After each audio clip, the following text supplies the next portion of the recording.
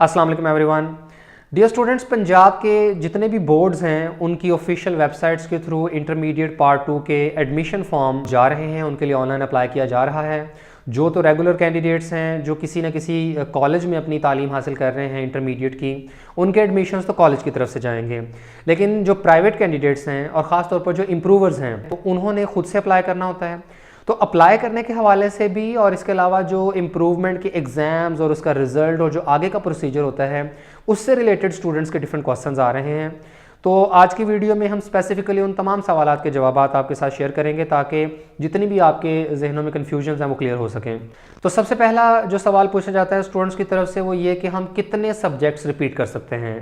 तो अगर पंजाब बोर्ड के रूल्स की बात की जाए तो 4 ऑप्शंस दी जाती हैं स्टूडेंट्स को। नंबर 1 कि आप कंप्लीट एफएससी रिपीट कर लें, ठीक है, यानी उसमें पार्ट 1 और पार्ट 2 दोनों आ जाएंगे। दूसरा ऑप्शन ये होता है कि आप कंप्लीट पार्ट 1 रिपीट कर लें। तीसरा ऑप्शन है कि आप कंप्लीट पार्ट 2 रिपीट कर लें। और चौथा ऑप्शन है कि आप कुछ सब्जेक्ट्स रिपीट कर लें। सब्जेक्ट्स का तरीकाकार ये होता है कि आप अपना रिजल्ट कार्ड अपने सामने रख लें। अगर आपको लगता है कि आपके फर्स्ट ईयर में ओवरऑल मार्क्स कम है तो फर्स्ट ईयर इंप्रूव कर लें। अगर आपको लगता है कि सेकंड ईयर में कम है तो सेकंड ईयर। लेकिन ज़्यादातर स्टूडेंट्स के साथ प्रॉब्लम ये होता है कि उनके कुछ सब्जेक्ट्स में मार्क्स बहुत अच्छे होते हैं और कुछ सब्जेक्ट्स में ख़राब होते हैं। तो वो ये डिसीजन ले लेते हैं कि हमने वो सब्जेक्ट्स रिपीट करने हैं जिनमें हमारा रिजल्ट पहले से ख़राब है। अगर सब्जेक्ट की तरफ आते हैं तो पंजाब बोर्ड के जो रूल्स हैं वो ये कहते हैं कि आपने जो भी सब्जेक्ट इंप्रूव करना है तो वो कंप्लीट होगा, यानी पार्ट 1 और पार्ट 2 दोनों का होगा। मिसाल के तौर पर कुछ स्टूडेंट कहता है कि जी मैंने केमिस्ट्री इंप्रूव करनी है तो वो केमिस्ट्री पार्ट 1 और पार्ट 2 दोनों की इंप्रूव होगी। ये नहीं हो सकता कि आप सिर्फ सेकंड ईयर की केमिस्ट्री रिपीट कर लें, फर्स्ट ईयर की फिजिक्स कर लें, सेकंड ईयर की इंग्लिश कर लें, फर्स्ट ईयर की उर्दू कर लें। ऐसा मेरे ख्याल सिर्फ फेडरल बोर्ड में अलाउ होता है, लेकिन पंजाब बोर्ड्स में ऐसी कोई ऑप्शन मौजूद नहीं होती। तो जो भी सब्जेक्ट आपने इंप्रूव करना है वो कंप्लीट होगा। अगर आप केमिस्ट्री उठाते हैं तो वो पार्ट 1 पार्ट 2 दोनों की होगी। आप इंग्लिश उठाते हैं तो इंग्लिश पार्ट 1 पार्ट 2 दोनों की होगी।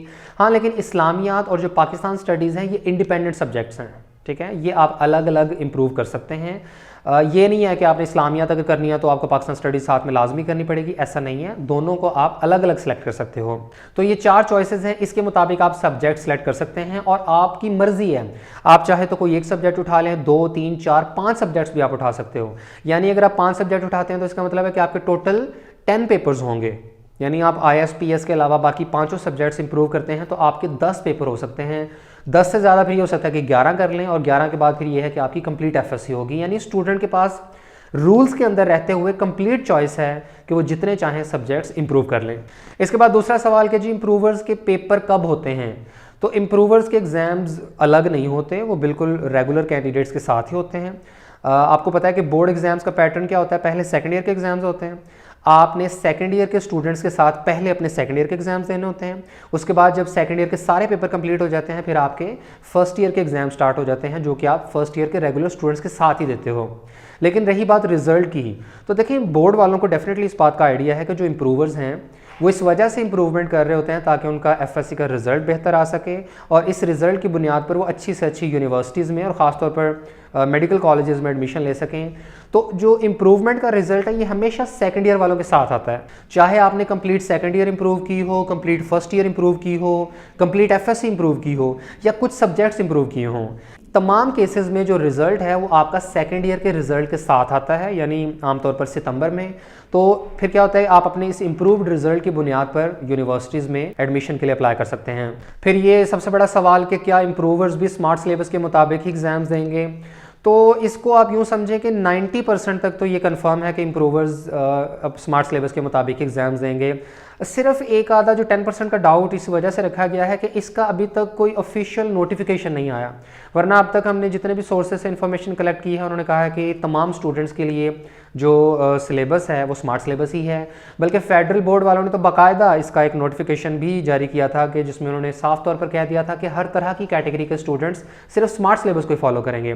तो अब ऐसा मुमकिन नहीं है कि फेडरल वाले तो इंप्रूवर्स को स्मार्ट सिलेबस अलाउ कर दें लेकिन पंजाब वाले कहें नहीं जी आपने कंप्लीट सिलेबस करना है। तो ऑब्वियसली फिर स्टूडेंट्स की तरफ से जो है वो इसका एक रिएक्शन आएगा। यानी डाउट सिर्फ इसी चीज़ का है कि कोई ऑफिशियल नोटिफिकेशन आ जाए और जैसे ही ये मामला डिसाइड होता है कि मैट्रिक और इंटरमीडिएट के जो बोर्ड एग्जाम्स हैं क्या ये MCQs बेस्ड होंगे या इसमें लॉन्ग क्वेश्चन, शॉर्ट क्वेश्चन और MCQs तीनों आएंगे। अगर इसका डिसीजन आ जाता है तो उम्मीद है इसके साथ ही पंजाब बोर्ड की तरफ से ये भी नोटिफिकेशन जारी कर दिया जाएगा कि स्मार्ट सिलेबस किन किन स्टूडेंट्स ने फॉलो करना है और इंशाल्लाह इनमें इम्प्रूवर्स भी शामिल होंगे। इसके बाद जो ऑनलाइन अप्लाई करने का तरीका है तो वो बहुत सिंपल है। आप अपनी मुतल्लिका बोर्ड की वेबसाइट पर जाएँ, वहाँ पर जो HSSC पार्ट 2 की रजिस्ट्रेशन का कॉलम आपको नज़र आए उस पर आप क्लिक करें। वहाँ पर अपना आपने प्रीवियस ईयर का रोल नंबर डालना है। जब आप रोल नंबर डालते हैं तो उससे बोर्ड का जो ऑटोमेटिक सिस्टम है वो रिकॉर्ड में से आपका जो है वो पूरा डेटा निकाल लेते हैं। आपका रोल नंबर, प्रीवियस ईयर के मार्क, आपके एग्ज़ाम वगैरह वो सारी चीज़ें सामने आ जाती हैं। उसके बाद फिर आपने अप्लाई करना होता है कि आपने कौन कौन से सब्जेक्ट्स या कौन सा पार्ट इंप्रूव करना है। ये सारा ऑनलाइन प्रोसीजर है, कोई इसमें इतनी लंबी चौड़ी खिचड़ी नहीं है। उसके बाद आपने चालान फॉर्म का प्रिंट आउट लेके बैंक में फ़ीस सबमिट करानी है और मुतल्लिका बोर्ड में फॉर्म सबमिट करा देना होता है। अच्छा, ये जो ग्रेस मार्क्स की कहानी है इसमें मज़ीद भी हमने बोर्ड के रिप्रेजेंटेटिव से इंफॉर्मेशन ली है और इस मामले में कुछ अहम अपडेट सामने आई हैं। वो ये कि जो ग्रेस मार्क्स को लेकर कन्फ्यूजन खड़ी हुई है तो इसमें 3-4 कैटेगरीज के स्टूडेंट्स आते हैं और हर एक का अलग अलग मामला होगा। फॉर एग्जांपल, सबसे पहला वो स्टूडेंट्स जिन्होंने 2020 में सेकेंड ईयर के एग्ज़ाम्स देने थे।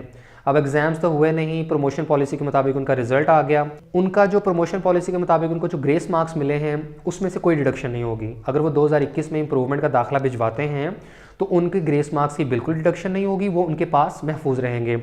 और अगर ये स्टूडेंट स्पेशल एग्जाम्स में अपीयर हुए थे तो स्पेशल एग्जाम्स में इन्होंने जितने मार्क्स हासिल किए हैं वो भी इनके पास सेव रहेंगे और ये 2021 में इंप्रूवमेंट का दाखिला भिजवा सकते हैं।